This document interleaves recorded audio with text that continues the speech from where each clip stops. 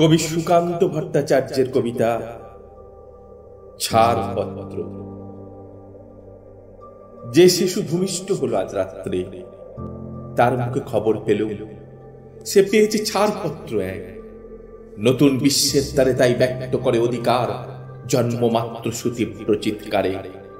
খর্বদেহ নিঃসহায়, তবু তার মুষ্টিবদ্ধ হাত উত্তোলিত উদ্ভাসিত কি এক দুর্বোধ্য প্রতিজ্ঞায়। সে ভাষা বোঝে না কেউ, কেউ হাসে, কেউ করে মৃদু তিরস্কার। আমি কিন্তু মনে মনে বুঝেছি সে ভাষা। পেয়েছি নতুন চিঠি আসন্ন যুগের পরিচয় পত্র পরিভূমিষ্ঠ শিশু। অস্পষ্ট কুয়াশা ভরা চোখে এসেছে নতুন শিশু। তাকে ছেড়ে দিতে হবে স্থান জীর্ণ পৃথিবীতে, ব্যর্থ মৃত আর ধ্বংসস্তূপ পিঠে চলে যেতে হবে আমাদের। চলে যাব, তবু আজ যতক্ষণ দেহে আছে প্রাণ, প্রাণপণে পৃথিবীর সরাবো জঞ্জাল। এ বিশ্বকে এ শিশুর বাসযোগ্য করে যাব আমি।